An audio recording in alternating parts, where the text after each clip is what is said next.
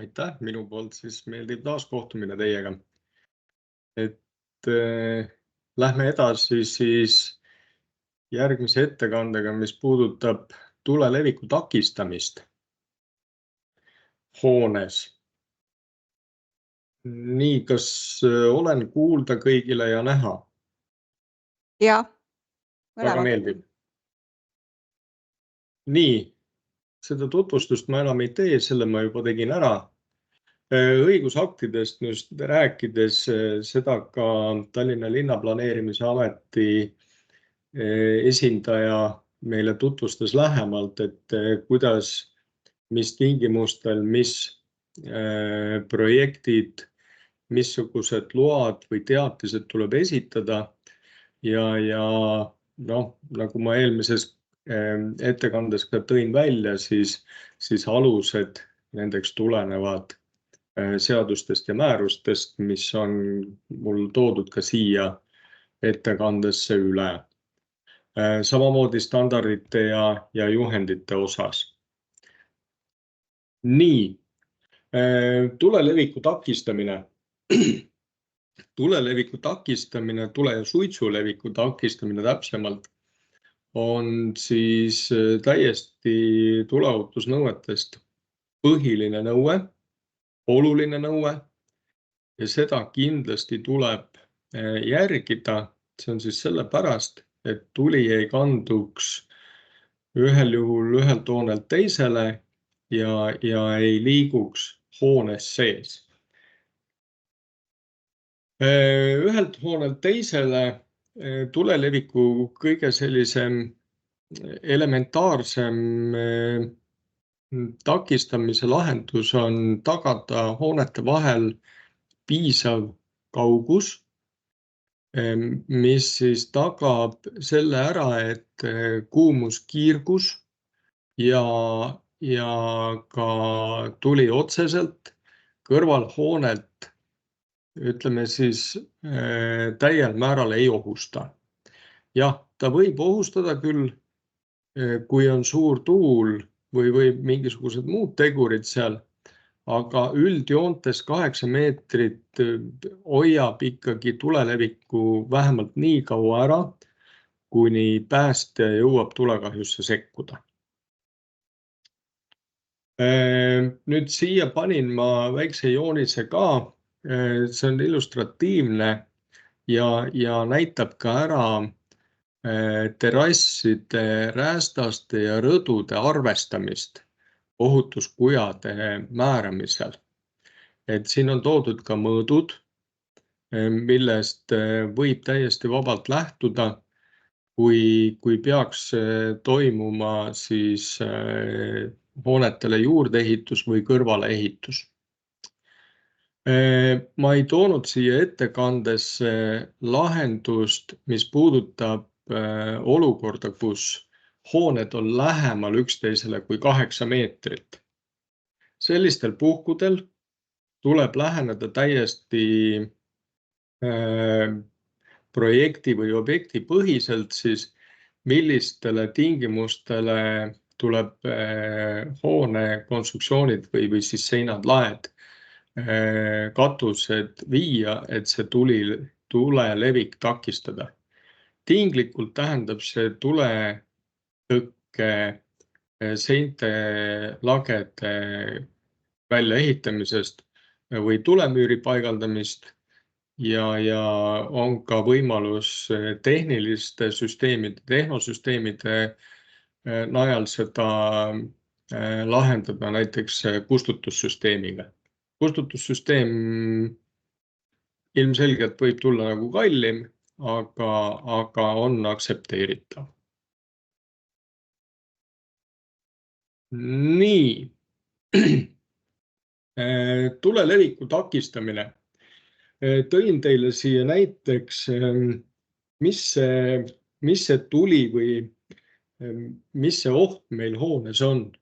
Ilmselgelt me teame, et on seal puit või mingi muu materjal, iseenesest ta ei sütti ja kui ta on süttinud, siis kõikidel nendel on erinev kütteväärtus ja lõppkokkuvõttes eripõlemiskoormus. Korterelamute puhul on arvestuslikud eripõlemiskoormused siis mul ka siia välja toodud, et põhjendada ära tuletõkkesektsiooni rajamise vajadus ja millest tuleb see kohustus. Pööningutel, nagu me siin näeme, on tavaliselt puitkonstruktsioonid kandvateks osadeks ja üldjuhul muus osas väga palju põlevmaterjali ei ole. Muidugi on ka hooneid, oleme käinud läbi, kus on ka pööning ohjeldamatult kasutuid asju täis ladustatud ja ilmselgelt viib see ka põlemiskoormuse väga kõrgele. On ka juhuseid, kus pööningutel on ehitatud omavoliliselt saunasi, eluruume, mida iganes, jällegi, mis viib selle pööningu eripõlemiskoormuse kõrgemaks. Pööning, kuna ta on üldjuhul väiksema põlemiskoormusega kui korterid, siis peab olema ta kindlasti eraldatud omaette tuletõkkesektsiooniks korteritest. Nüüd korterid. Korteritel võetakse tinglikult eripõlemiskoormuseks alla 600 megatsauli ruutmeetri kohta. Tegemist on siis korteris paikneva sisustuse koond eripõlemiskoormusega. Ma tõin siia korteri vaatega välja, et visualiseerida, mis see nagu enam-vähem tähendab. Lauad, toolid, kapid, riided, voodid, kõik selline peaks siis korteri põhiselt moodustama selle. Ilmselgelt jällegi on korterelamuid, kus mõnes korteris võib see põlemiskoormus olla kordades suurem tänu korteri elaniku siis omapärale koguda endale eluks vajalikke asju. Et sellisel juhul või selliseid juhte üldjuhul nõuete rakendamisel ei arvestata, ehk siis kogu hoonele ikkagi esitatakse projekteerimise ja ehitamise käigus sihuke üldtava olukord, mis jääb siis alla 600 megatsauli ruutmeetri kohta. Trepikojad on tinglikult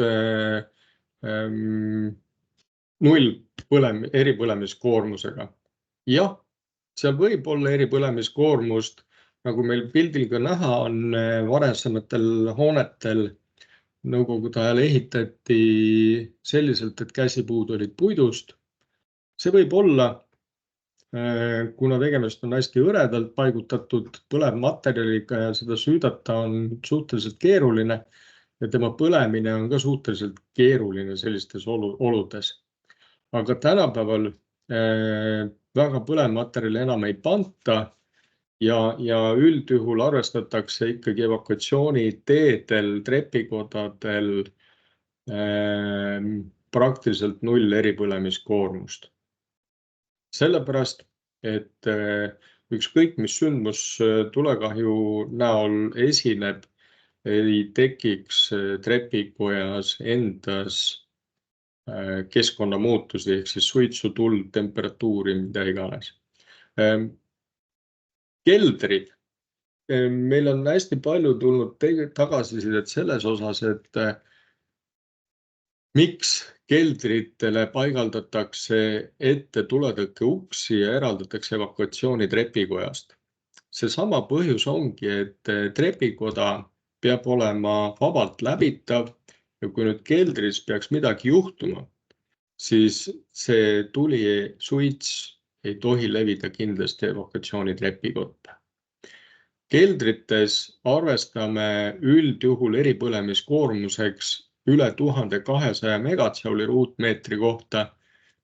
See on sellepärast, et me ei tea, mida ükski keldriboksi omanik oma keldris hoiab või ladustab. näitena võib tuua seda, et mõnel on seal küttepuud täiesti silmini täis laotud, mõni on jällegi tehnikaga väga sina peal ja hoiab seal bensiini. Kuigi meil on öeldud jah, et üle 5 liitri bensiini ei tohi keldriboksis hoida. Aga kui ka kõik hoiavad seda 5 liitrit ühes trepikojas, näiteks võib olla seal 15 korterit ja kui 15 korrutada 5-ga, siis see bensiini kogus seal keldriboksides on üsna märkimisväärne.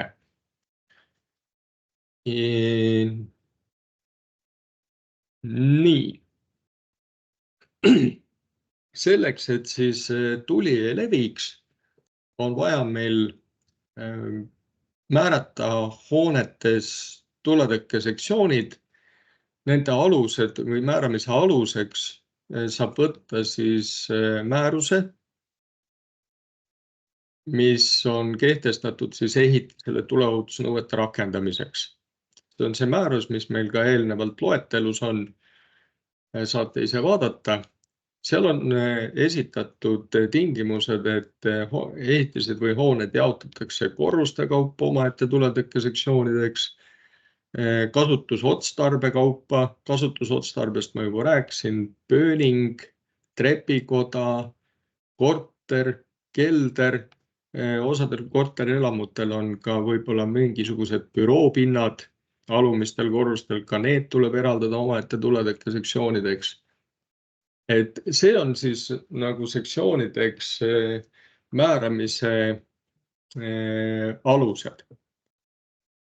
Nüüd, miks sektsioone vaja on, ongi see, et kui ühes kasutamise otstarbega ruumis peaks midagi juhtuma, siis see ei leviks kiiresti üle hoone, ta jääks sinna ruumi ja inimesed, kes paiknevad selle ruumi ümbruses, saaksid kiirelt evakueeruda.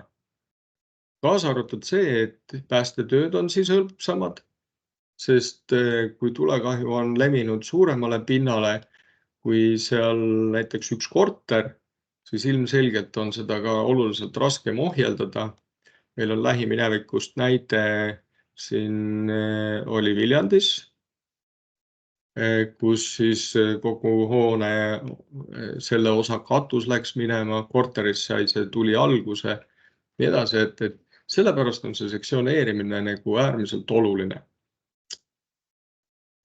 Nüüd tõin ka vaate, mismoodi paistab tuletõkkesektsioonide moodustamine joonise peal välja.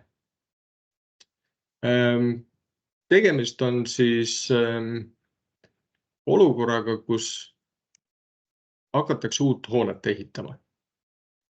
Aga sarnaselt peaks olema kantud ka joonise peale tuletõkkesektsioonid, kui hoonet rekonstrueeritakse oluliselt. Ja samamoodi, kui rekonstrueeritakse ka näiteks ühte korterit, siis projektis peaksid olema kajastatud vähemalt selle korteri tuletõkkesektsiooni piirid ja selliselt esitatakse ka kohe tingimus korteri välisukse paigaldamine siis juba tuletõkkeuksena. Ehk siis üks osa hoonest rekonstrueeritakse ja selle osa rekonstrueerimine nõuab, et see vastaks tänapäeva nõuetele. Nii, mis need konstruktsioonid siis on, mis tuld või tule korral peavad oma tervikluse ja terviklikkuse ja kandevõime isolatsioonivõime tagama, on siis kandekonstruktsioonid, tuletõkkekonstruktsioonid ja kandekonstruktsioonide osas nüüd korterelamutes, teadaolevalt just vanemates korterelamutes, kui korteri omanik soovib seal seinu vahelt ära võtta või oma korteriplaani täielikult muuta, siis kindlasti kandevõime, tulepüsivus peab olema peale seda rekonstrueerimist tagatud. See eeldab projekti koostamist, inseneri kaasamist, kes siis teeb vajalikud kas siis arvutused või siis annab konkreetse lahenduse, kuidas see kandvus peab olema tagatud.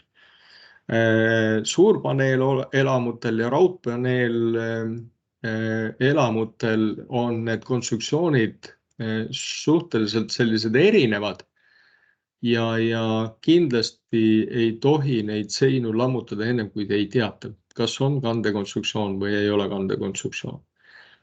Kui nüüd peaks olema kandekonstruktsiooniga tegemist, siis tuleb eraldi näha ette toestused, toed ja need toestused peavad vastama samamoodi tulepüsivuse nõudele. Nüüd seintel, mis tähendab seda terviklikkust, on see, et sellest seinast ei tohiks läbi minna tuli ette nähtud aja jooksul.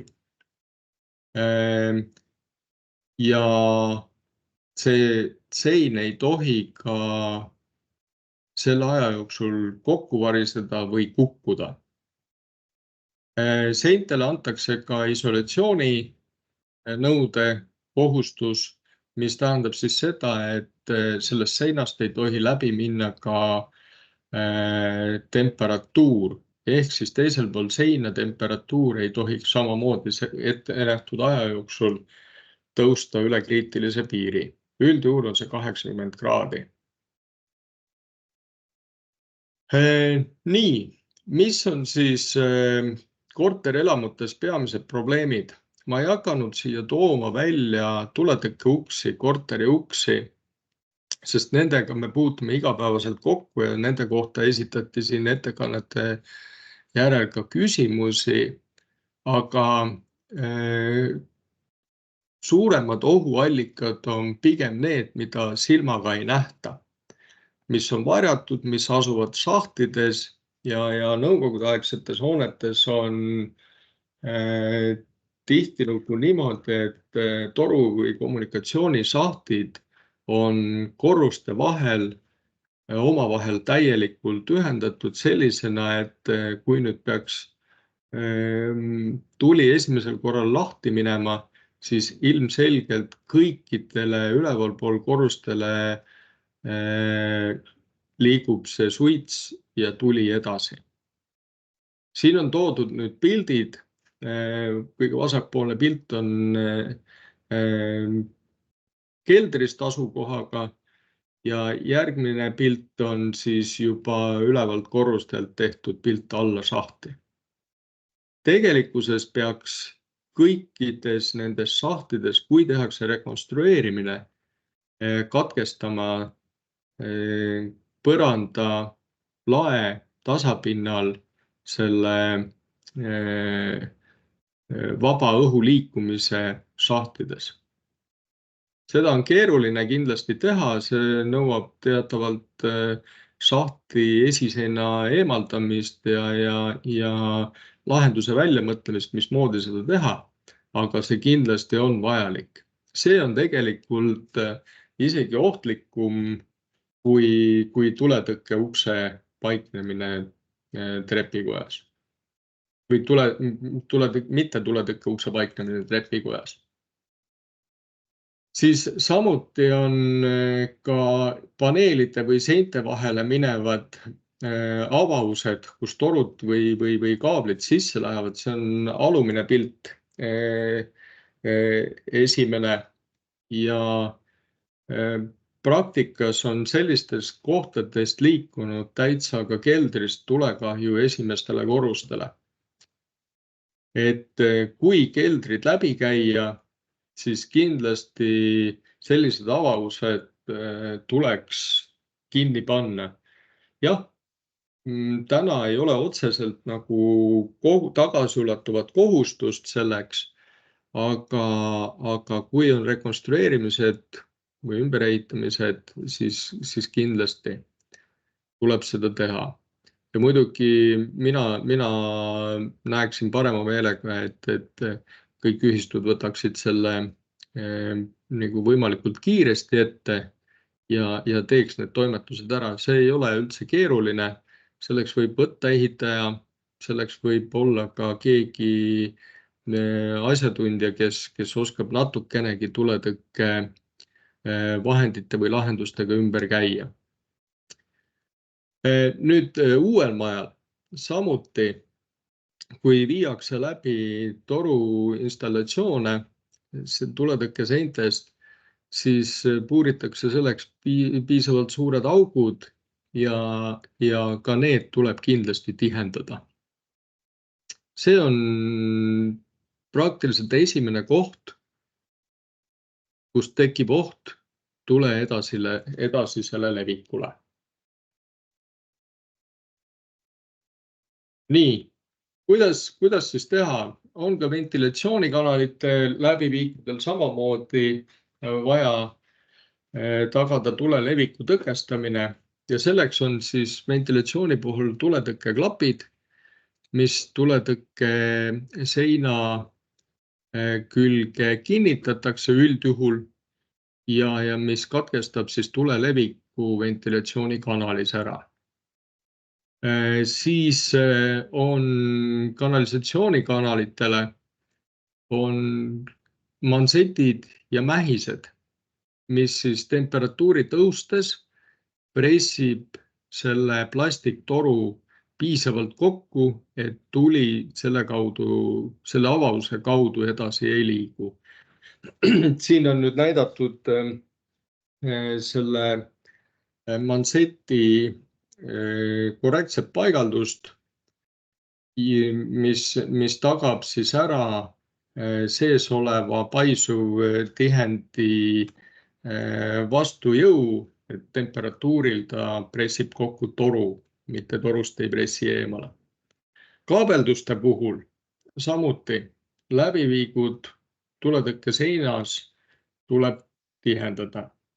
Ja nagu eelmisel ettekandel ma tõin välja ka valede materjalide kasutamise, siis parempool üleval nurgas on kenasti näha, mismoodi on siin kasutatud jällegi montaaživahtu ja vahutootja selle koha peal, et selliste paigalduste juures ei anna enda poolt garantiid, et see tuletõkestus oleks piisavalt tagatud. Märkuseks ütlen, et kui ta niimoodi avatud on, siis ka see vaht tinglikult ka põleb.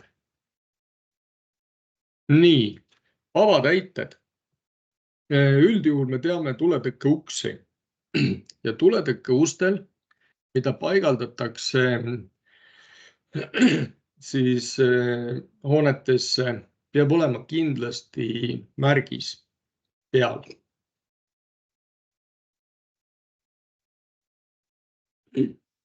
Siin ma tõin nüüd meie enda tootja Tammeri märgise näha, kus on siis ilusti esile toodud, mis tulepüsivusega uks on ja milline on tema siis suitsupidavus. EI 260 tähendab siis ukse terviklikkust, isolatsioonivõimet ja see on tagatud 60 minuti jooksul. Nüüd S200 tähendab seda, et see uks on katsetatud 200 kraadi juures. On ka tähiseid SA, siis seal temperatuuri ei ole sellisel moel katsetusel mängu toodud, on lihtsalt katsetatud suitsupidavust. Need tähised peavad olema tuletõkke uksel nii ukse lengil ehk siis raamil kui ka ukse lehel. Siin viimane märgis, mis on tehtud, nüüd selle ma eile otsisin ja tegin, tegemist on siis klaasitähisega. Kui kuskil on kasutatud tuletõkke avatäites klaasi, siis tuletõkke klaas on selline spetsiifiline klaas, mille sees hakkavad toimuma temperatuuri tõustes protsessid, mis tõkestavad siis nii tule levikut kui ka kuumuse levikut. Ja nüüd nendel klaasidel on kõikidel tuvastatav sisse graveeritud või siis happega oksudeeritud märgis. Ja siin peal peab olema kindlasti tähis EI ja see tulepüsivusaeg.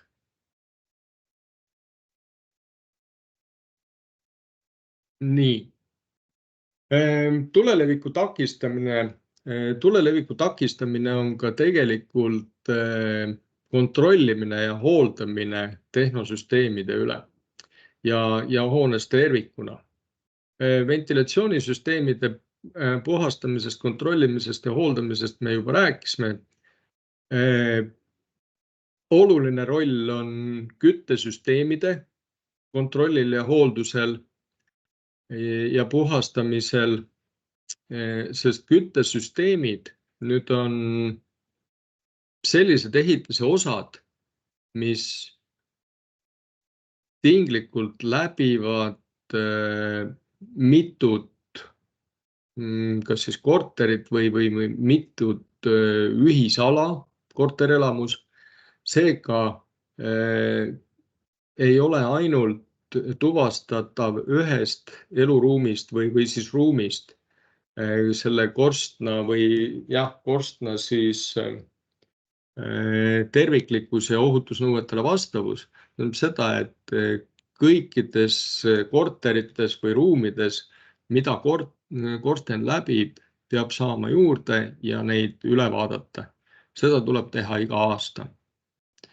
Ja muidugi, mis on hästi oluline jälle välja tuua, on see, et keldritesse ei ladustataks ühisaladele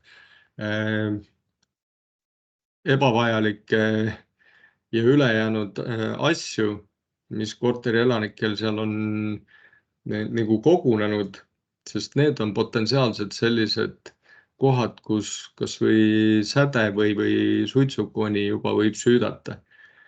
Ja kui need asjad saab korralikult ära tehtud, siis ütleme nii, et on vähem võimalusi tule tekkel ja tule edasisel ja laial levikul. Nii, minu poolt selle osa poole pealt nüüd tänud kuulamast. Jään ootama küsimusi. Üks küsimus on juba laekunud küll. Kas tuletõkke uks puitmajas takistab tule levikut ka praktikas? Tuli läheb ikka sinna suunda, mis põleb. Tõenäoliselt on uks ainuke, mis tulekahju järgselt alles jääb. Julgen vastu vaielda. Ja ta täidab täiesti oma ülesannet. Kui me räägime nüüd korterelamutest, puitelamutest, siis ja neid on tegelikult hästi palju, eriti Tallinnas, siis nendel hoonetel, kui seal ei ole tehtud täiendavalt ümberehitusi, jällegi seinte mahavõtmist või seinte lammutamisi, uuesti paigaldamisi ja edasi, siis tegelikult on need seinad päris tundpidavad. Et viitan ka juhendmaterjali, kui me räägime puitkonstruktsioonidest, siis Päästeameti kodulehel on täiesti ka välja toodud, millistel puhkudel, millised puitseinad tagavad, millise tulepüsivuse. Ja need juhendmaterjalid on nüüd koostatud Tallinna Tehnikaülikooli poolt just, mis puudutab siis puitehitiste rekonstrueerimist ja nende juures tuleohutusnõuete täitmist. Et selles mõttes puit on väga hea materjal.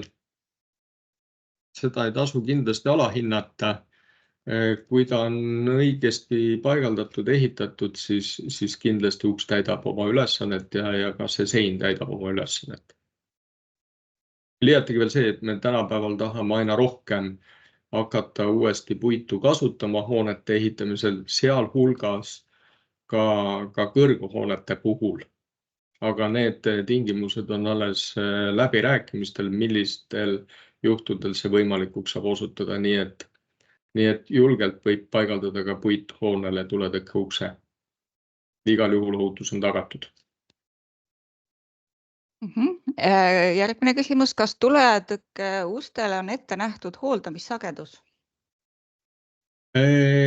Ja hooldustingimused tuletõkkeustele on ette nähtud ja need tingimused määrab ära tootja. Et kui teil paigaldatakse tuletõkkeuks, siis sellel tuletõkkeuksega peab olema kaasas kindlasti paigaldus-, kasutus- ja hooldusjuhis.